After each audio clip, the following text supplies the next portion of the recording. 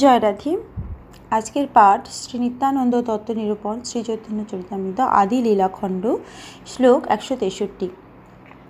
মহাপ্রেমময় তিহ বসিলা অঙ্গনে, সকল বৈষ্ণব তাঁর বন্দিলা চরণে। নমস্কার করিতে কারো উপরেতে চড়ে, প্রেমে কারে বংশী মারে কাহাকে চাপড়ে। যে নয়ন দেখিতে অশ্রু হয় মনে যার, সেই নেত্রে অবিচ্ছন্ন বহে অশ্রুধার। কবু কোনো অঙ্গে দেখি পুলক ও কদম্ব, এক অঙ্গে জাড্য তার আর অঙ্গে কম্প। মহাপ্রেমে মগ্ন হয়ে তিনি আমার অঙ্গনে এসে বসলেন এবং সমস্ত বৈষ্ণব তার শ্রীচরণ বন্দনা করলেন। তাকে প্রণাম করতে গেলে ভগবত প্রেমের আনন্দে তিনি কখনো কাঁধে চড়লেন, কাউকে আবার তার বংশী দিয়ে আঘাত করলেন অথবা কাউকে চাপড় মারলেন।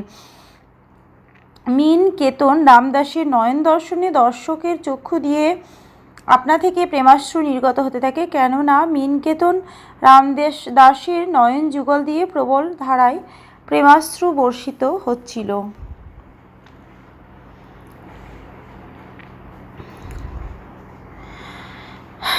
কখনো তার দেহের কোনো অঙ্গে কদম্ব ফুলের মতো পুলক প্রকাশিত হচ্ছিল, কখনো তার দেহের কোনো অঙ্গ স্তম্ভিত হচ্ছিল এবং অন্য কোনো অঙ্গ কম্পিত হচ্ছিল। নিত্যানন্দ বলি যবে করেন হুঙ্কার, তাহা দেখি লোকের হয় মহা চমৎকার। গুণার্ণব মিশ্র নামে এক বিপ্র আর্য, শ্রীমূর্তি নিকটে তেহ করে সেবা কার্য। অঙ্গনে আসিয়া তেহ না কইল সম্ভাস, তাহা দেখি ক্রুদ্ধ হইয়া বলে রামদাস। তিনি যখন শ্রী নিত্যানন্দ প্রভুর নাম নিয়ে হুঙ্কার করছিলেন, তখন তার চারপাশের মানুষের হৃদয় বিস্ময়ে চমৎকৃত হচ্ছিল। গুণার্ণব মিশ্র নামক এক ব্রাহ্মণ ভগবানের শ্রী বিগ্রহের সেবা করছিলেন।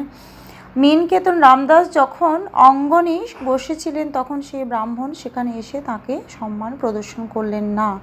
তা দেখে মিনকেতন রামদাস ক্রুদ্ধ হয়ে বললেন, এই তো দ্বিতীয় সুত রোমহর্ষণ, বলদেব দেখি যে না কইল প্রত্যুদ্গমন।